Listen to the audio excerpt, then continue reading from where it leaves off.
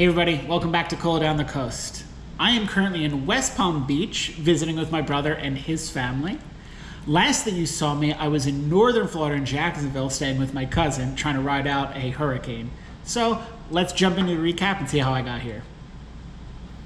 So thanks to being able to stay with my cousin, I was able to avoid most of Debbie, but with my timeline, I actually left with the tail end of her, so I did technically ride through a little bit of Debbie, and my first day back was quite wet.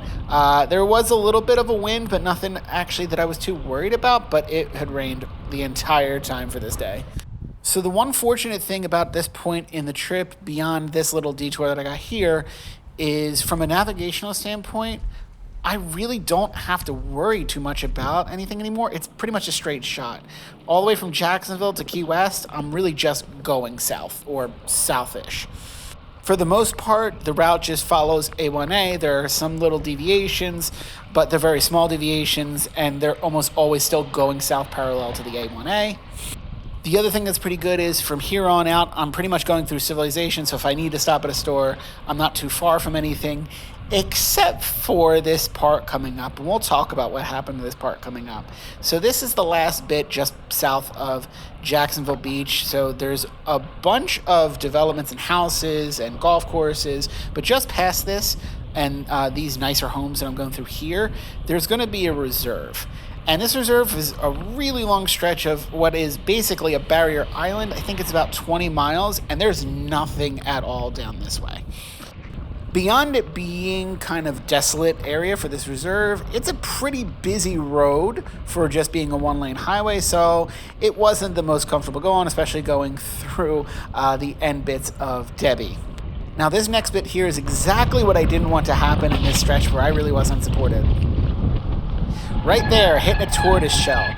I thought I just popped a tube, but I split my tire. So basically, unless I am able to replace that tire, I'm pretty much done. Didn't realize at the time, I kept trying to replace the tubes, but eventually they just keep popping and I run out. And you're gonna hear in a little bit after I stop a few more times, there are a bunch of people stopping to try and help me. I'm trying to fix everything, but at one point I just lose it and I have to stop.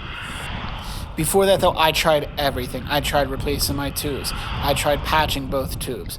I tried to lower the pressure in the tires. I tried to go a little bit slower. When you got a split tire, there's nothing you do but replace the tire. I had to just patch it up. You need a pump to pump it up? I got a pump. I got all the tools I need. I popped 2 tubes and I had to patch it. I'm gonna hope the patch holds. Otherwise, I just need to go get a tube. How far am I from the next city?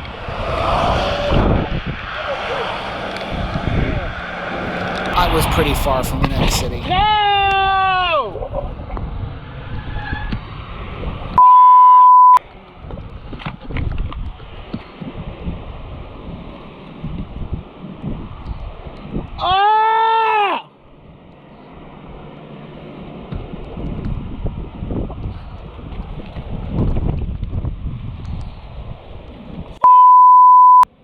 At this point, there was only one thing I could really do. Okay, Google. Call Shelby. Thankfully, my cousin was awesome. She came, grabbed me, took me to a bike shop, sent me on my way, and took this little video. So, Shelby, again, you are the best. So at that point, the goal for that day for the distance was pretty much shot. On top of that, I was feeling pretty frustrated. So my plan was just to get to the next city, which was St. Augustine, find a hotel, pack it in, take the loss as far as the distance, and just try and rest up a little bit and hope the weather turned a little bit better for the next day and I could start fresh with the equipment.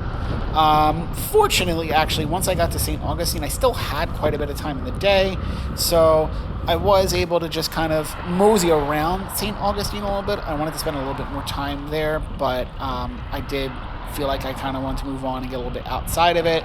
So I took a look at a few things that my cousin Shelby had pointed out before when we had visited the day before, but I didn't spend too much time. I was able to actually take a little bit of time to stop at the Castillo di San Marco. Fun fact about the Castillo, it was built by the Spanish in I think the late 1600s. It is the oldest masonry fort in the United States. It was sieged 4 different times, every time peacefully. It was never actually taken over by force, which is pretty interesting. So past St. Augustine, it was pretty boring, right? It was pretty gorgeous going through it. Again, I really do like the tropical feel of Florida, but the rain was just nonstop. This is just the theme for this entire trip. I've just been so soaked for so long.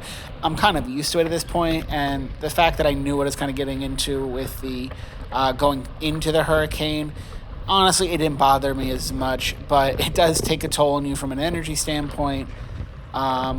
My goal for the day here from a distance standpoint, I was going to try and get about 80 or so miles, try and get past Daytona Beach. I was still able to do a little bit more than 50 miles, and at the end of where I was at, I did find a little bit of trail, and I was able to find this really awesome spot behind a community center. It was supposed to rain that night, but I found that it was a protected spot. There was concrete level. I had a carport set up, so I was able to actually leave the rain fly off, so I got a little bit of a breeze because it'd been pretty hot in Florida up to this point. So I got really lucky with the sleeping spot, even though I had pretty bad luck going up to this. So I guess you win some, you lose some. The next day was a little bit dreary still, but it was a lot better weather-wise than the day before. It did rain a little bit, but only a little bit in between. It wasn't like the constant raining of the day. The other thing that was cool was going through places like Flagler Beach. It was right up on the coast. Even though it was more of a dreary day, I was able to actually look to my left, and a few times I saw dolphins swimming out in the distance. So that was definitely an interesting aspect as far as the trip goes. I was escorted by dolphins my way down. Because I had also that good spot to sleep the night before, I got up early. I was feeling a little frustrated from having spent so much time off and having the short ride the day before.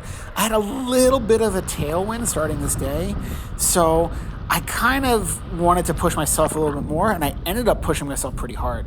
At the end of this day, I ended up doing the 3rd longest distance I've ever ran or rode, 115 miles, and for the 90 miles of it, I felt so good. There was a lot of really good spots going through. I got to go through Daytona. There was some trail work later on. I was feeling really good. I was feeling really rested. But by the end of this day, I had realized before I had kind of even noticed it coming up that I had really pushed myself way too hard. The area around Daytona Beach, this is just before Daytona Beach and then just after, is really gorgeous. There's this really awesome part where it's the intercoastal waterway, and there's so many of these homes that go right up to the coastal way. This is just a little bit of the road, but most of it was through these beautiful neighborhoods. These people are really fortunate to have these homes because they're really nice setup. It's just such an awesome, beautiful view. For the most part, I'm sure the weather is awesome, and having it be inland from the ocean and it just being the coastal waterway, it actually does protect them a little bit. The other thing is, I noticed Florida's very flat, but this area did have a little bit of elevation, so they are protected a little bit. The one thing unfortunate for me is when that elevation was starting to hit, it wasn't a lot of elevation, but I didn't realize how tired I was, dehydrated I was, and the added elevation was really starting to get to me. This is, I think, Cocoa Beach. Beautiful little downtown, cute little place. If I had what I perceived, I probably should have more time, I probably should have stopped and did a little bit of shopping or gotten something to eat, a little cafe. I was a little locked in, a little dehydrated, so I just kept going. At this point, I'm coming close to the end of my day. Just as I feel like, all right, I'm going to start looking for a spot to settle down, the wind turned too, and I got an awful headwind, and I hadn't hydrated. Now I'm on a highway coming out of the neighborhoods. So instead of looking for a spot to stay for the night, I was just too out of it. I ended up looking up for a hotel. The next day, the weather had improved. Finally, it was sunny. This could be a good or bad thing. I was a little bit more sun exposed. This entire section was on a barrier island, which is an absolutely beautiful route. The only issue was that today, the one thing I was dealing with was a headwind, and a really bad headwind too. Coupling that with the fact that I had went way too hard the day before, this entire day was a huge struggle. I felt like I really wasn't getting anywhere. My progress was really slow. And on top of that, with that headwind going and the sun, I was just extra fatigued. This whole day, I felt like I was constantly stopping because I was just so fatigued. I kept looking down my watch, and my heart rate was spiking, and I was going like maybe 9 miles an hour. So I'm going slow and just doing way more effort than I felt like I needed to. On top of that, because I have a slower pace, it's a funny thing when you're overheating, but you're getting a good pace on the bike, the speed can kind of help cool you down. But because I wasn't going that fast, I felt like I was overheating really quick. And yeah, especially here, look at this. This is absolutely gorgeous. There's this wonderful view of the coastal way on the other side, not the ocean side. But I couldn't enjoy any of it because I was just suffering. At this point, I was so exposed to that headwind. I was going so slow. My heart rate was just jumping through the roof. I didn't really have the opportunity to sit down and enjoy it. I'm actually enjoying it more here from the video than I actually was riding it. I was just so tired. The other thing that I was dealing with on top of all this was because it was this barrier island and it was either kind of reserve, state park, or these really nice homes, there was nowhere to stop for something to drink or eat. So I was just like depending on what I had packed, and I was running pretty low. I didn't really run too low on water because I've done a better job of packing all of that with me, but it was warm, which is always kind of an issue. So even if I wanted to stop for something, there was really nowhere to stop. I really wish that the weather conditions were a little bit better and that I had a little bit more access to food, because that section would have been so great. Here at the end of the day, I barely got any distance in as far as what I really want to. I think it was maybe just over 50 miles. I had just turned off the barrier island and immediately the headwind went away, and I was so excited about that.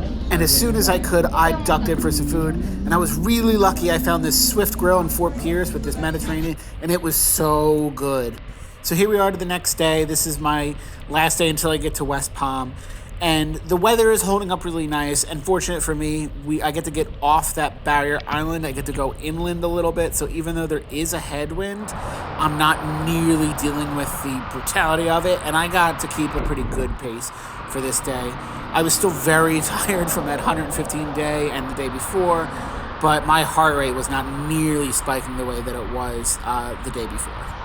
There was a little bit more of like busy road action or highway action, but they did a pretty good job in Florida of either having a shoulder dedicated or most of the time a complete bike lane.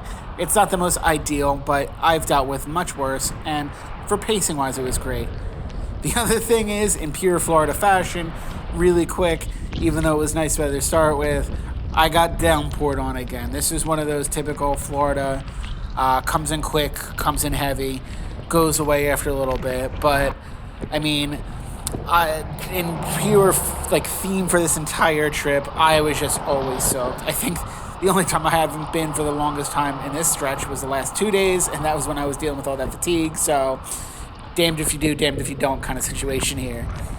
I think the difference for me, this situation, was it was only a short rainstorm. It was pretty hot, so it was really nice to kind of cool off as long as all my stuff was protected and I had all my gear wrapped up in dry bags, so I was perfectly fine. And I had the extra motivation of knowing that once I got to the end of this, I was going to have a long stretch staying with my brother to rest, relax, catch up with his family, to play with the niece and nephew. So I had a little bit more extra motivation to kind of go through this day, so it didn't seem nearly as miserable as the day before. And here we are doing a little bit of flooding action. Again, it's Florida, it's going to rain, it's pretty flat, you're going to see this flooding all over. All you got to do is just be careful, go around it, make sure that there's no cars around you, and just keep going.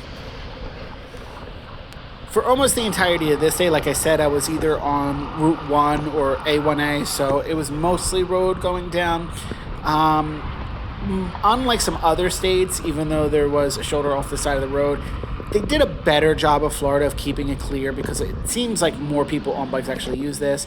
This is the one real stretch that I saw of trail for the entire time, and this is just, I think, the very beginning of West Palm County. I forget which city it was in. This was an interesting little trail because I don't know if it was exactly supposed to be a bike trail in itself. It was going through some like businesses and hotels, and eventually it ends up going directly through a marina. And why I said I don't think it was exactly for the bikes is because throughout quite a bit of this, it kept saying, get off of your bike and walk it. And if this is a trail specifically for the bikes, especially for the East Coast Greenway, there wouldn't be that sign. Now, I know I probably should have gotten off of it, listened to the signs. I didn't see anybody. I wasn't going that fast. My momentum is already going forward. I really do not feel like stopping and walking through this whole way. So I did ignore it, but I was cognizant to not be rude if anybody was coming up, but I didn't even see anybody. So I don't think it was that big of an issue. Maybe they were just worried about people that were not so experienced on the bike riding into the canal, but I didn't think I was going to have an issue with that. But no, beyond the marina, the trail was really nice. It was a pretty cool view, and it was nice, again, to get off the road, even if it's a little bit slower. I do always enjoy a little good detour like this. So I come off the trail, and I'm in West Palm, and I see these markings on the road, and I'm kind of torn because it's kind of cool they painted on it, but it does make the markings on the road a little confusing if I was driving. Not a big deal, but just kind of noticed that. And I finally get to my destination. I come up to this truck, and I'm going to let you listen. I want to see what you hear.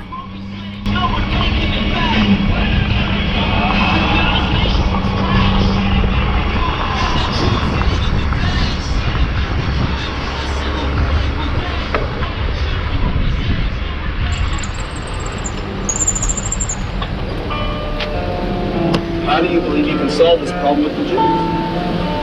Yeah, a little bit shocked to hear the anti-Semitic stuff coming from the truck. So if anybody recognizes the license plate, yeah, do what you need to do with that.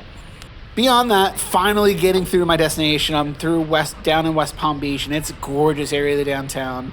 I'm super excited. I'm coming up to just to finish off for a good week at least, and I'm just beaming at this point. I was a little shocked from what I just heard before, but now I'm just scanning to see if I can see my sister-in-law who's going to come pick me up. And when I finally see her, I'm so excited.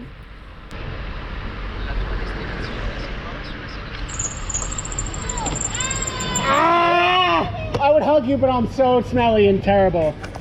And yeah, I was smelling. And this is Georgie. This is their dog. And I just wanted to show this because one, he's adorable. And two, the only thing he'll eat is chicken nuggets. And I find that hilarious. And this is one of the benefits of staying with family.